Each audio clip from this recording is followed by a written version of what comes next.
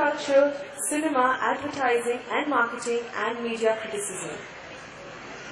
Shobha De is one of India's best-known columnists and novelists. She began a career in journalism in 1970 and founded and edited 3 magazines, which are Stardust, Society and Celebrity. Shobha De is one of India's top best-selling authors. All her 17 books have topped the charts and created records. She is widely recognized as an opinion shaper and a social commentator and also an authority on popular culture. Genesia Alves has traded ideas, opinion and words for money for nearly 2 decades. As a journalist with Asian Age, a columnist for Midday and Deccan Chronicle, writer and producer for Channel V, content developer for BBC Worldwide, late night host for GoLand 2.5, she is currently and hopefully temporarily a stay-at-home mom of 3 and squanders her time and words on Twitter when she's not being sarcastic to road balls in a great-grandmother's bandra. So let's welcome Santosh Desai, Shobha De with the moderator Genesia Alves.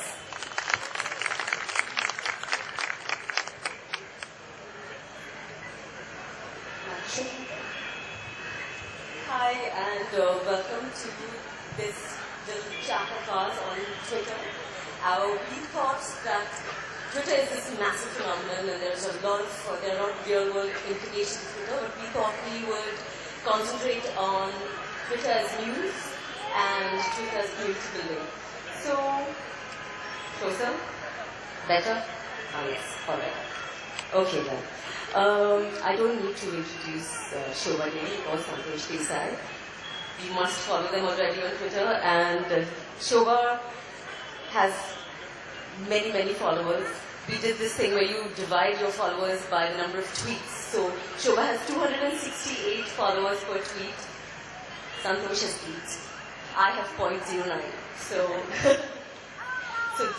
this is where we're coming from. So let's start talking about what Twitter does with news. Now, we know that Twitter is about speed. And we find that people get into this rush to tweet something first. So they've killed off Shashi Kapoor. And earlier this year, a couple of days ago, a woman live tweeted a car crash.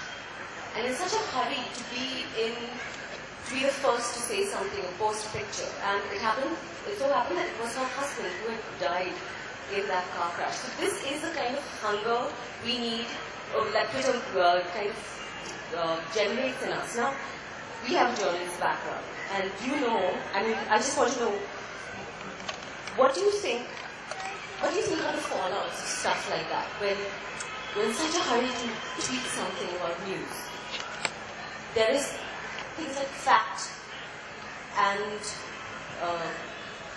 sorry. Well, that's loud. Sorry about that. Twitter has a phenomenal control over our lives, more than we want to acknowledge.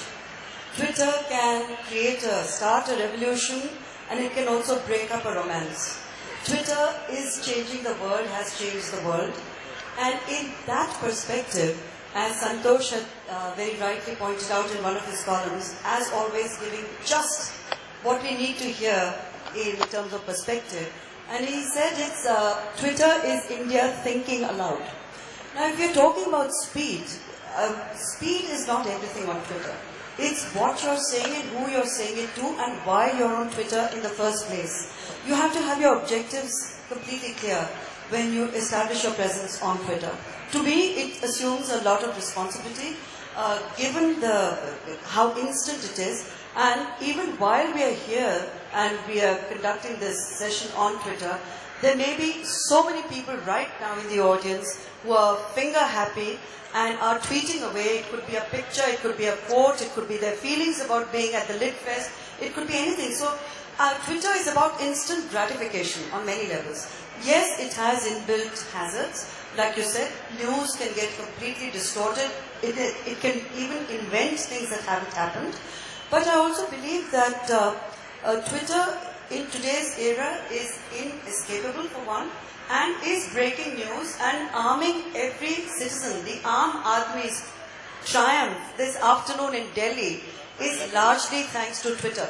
If they have taken their jhadu and swept Sheila Dikshit off the map, not just of Delhi, but possibly and hopefully of India itself, it is the power of Twitter, because they had very limited resources, the Aam Aadmi Party. They used what they can, and Twitter is accessible to all. It's turned everybody into a journalist, everybody into an opinion maker, everybody into a critic. And I like the democratic process. I like the fact that Twitter is for everybody. But the fact is that we just discussed this, that you can present opinion, just you're not a journalist, but you're presenting your opinion or sometimes even rumor, just as fact. It's the same format, it's the same forum. So then, how do you realize that what you are seeing is not actual news, but it's perhaps the pulse of what is going on? How do you read your Twitter feed? No, I think obviously you need to be selected. I think structurally, to expect Twitter to be anything else is naive or perhaps even foolish. Think about it. Or the other way of seeing it is to look at news. Let's look at news of two kinds. One is news, let's call it, let's say, uncapitalized N, and then there is the institutional news. Yes. The institutional notion of news is certification. It goes through many checks. Yes. Right? It has, all the rest of it, which is the domain of journalism. News of Twitter is the news of everyday life. These are, this is what leaks out from our consciousness without our really being aware of it. This is gossip. This is rumor. This is stuff we've just seen, we've just heard. Somebody told us. It is what actually news means in everyday life. This is how news really works. Somebody could say, did you hear so and so? That is the everyday conception of news. Because it comes in a kind of a broadcast format. The problem is sometimes that there is confusion and lines get blurred between, we mistake this form of news with the other form of news. Because there are journalists also on Twitter, there are so many, sort of overlaps that take place. So, to my mind, I think it's fairly clear that Twitter cannot be a source of, the established idea of news. But it is genuinely a source of energy. It is, what is the truly exciting part about news? The old-style journalists, with the ticker tape going, and your sense of what's happening. That buzz, it's that sense of feeling alive that you have on Twitter that you don't have anywhere else. And it's also what Shobha said earlier, that you get called out immediately. You post something that is factually wrong, or you have an opinion that is not entirely well thought out, and somebody will come and tell you. They will. Maybe request for one more mic here, please, so we don't. Thank you. Thanks very much. The fact is that you make a faux pas on Twitter, you're caught out instantly. You cannot get away with it. So when we talk about news that's distorted or rumor mongering, all of that is the downside of Twitter. But on the other hand, it's come to a point where if you're not on Twitter, you don't exist. I tweet, therefore I am. Or tweeting is such sweet sorrow. And who is not on Twitter today? From the Pope to Obama to Manmohan Singh to movie stars, celebrities across the board. And alongside all these big names, these are global brands on Twitter. And brands, as Santosh will tell us, the power of Twitter to destroy or build a brand or demolish a brand immediately, because you can publish an opinion about a brand, often it's not even substantiated. But the damage it does is absolutely, you can't even quantify it. So today, like I said, Twitter is everywhere. So you have to learn to take the upside, and you learn to take the flack that comes with it too. For example, I don't respond to comments. Yeah. I don't respond to trolls. And I really believe, like what Disraeli advised Queen Victoria, never complain and never explain. You have said what you wanted to say, stand by it, be ready to defend it, substantiate it if need be, if it comes to that point, but not to people who are being abusive, not to trolls, because that's a waste of time, it's a waste of energy. I'd rather use that time for something else. So, speaking of the kind of outrage and should we wait? speaking of the kind of outrage and hysteria that Twitter does generate, we have come to now, it is an upside of that there is a potency to it. There is a fallback into real-world journalism, and we saw that with the Cain and Rubin case, for example. So, like we said, if everyone in India thinks aloud on Twitter and without any restraint, and we are an argumentative country. There was a research report recently where it says that by 2016, India will be the largest population on Facebook, and we are also the angriest population on Facebook. So, but it is a time where we are finding that arguing is actually getting us somewhere, and so it is. Do you think it's changing the traditional media mindset? Is Twitter evolving it? Just before Santosh answers that, I'd like to say that Amartya Sen wrote a book about the argumentative Indian, not for nothing, and certainly Twitter and the outrage and the expressions across the board from India we are living up to the reputation created for us by Amartya Sen globally. Well, I think, I also feel that, argument by itself does not equate discussion.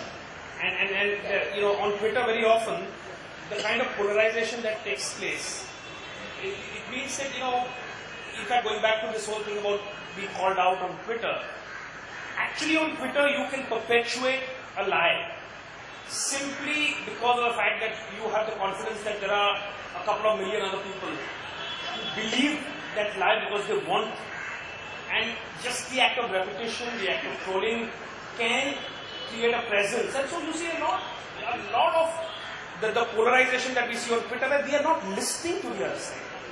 We are in Twitter merely to propagate a view. And there is a lot of that on Twitter. So sometimes I'm not sure if it is only the idea of an argument, because an honest argument requires listening. Requires the ability. If there is no possibility that you can change my mind, then it's not an argument. There must at least be a theoretical possibility that the discussion will change my mind. If I am not changing my mind, and if I am really continuing to sort of beat on about what I want to promote, then I'm not sure that is a But do you think it's just a matter of time? Do you think we just need to evolve as Twitter users? The power of those 140 characters can and has led to a revolution, the Arab Spring. It was a tweet that changed the world in a real sense. Similarly, there have been crimes in India. Had it not been for the community, the Twitter community, expressing that outrage, even in those 140 characters, and generating awareness and alerting journalists, in fact, to something that has taken place, because journalists can't possibly be everywhere at all times. Yes. So a tweet can trigger off even police action and intervention when you most need it. And it can save lives. Very often it has. We have seen tweets, say during a forest fire in Australia, and it just moves so fast.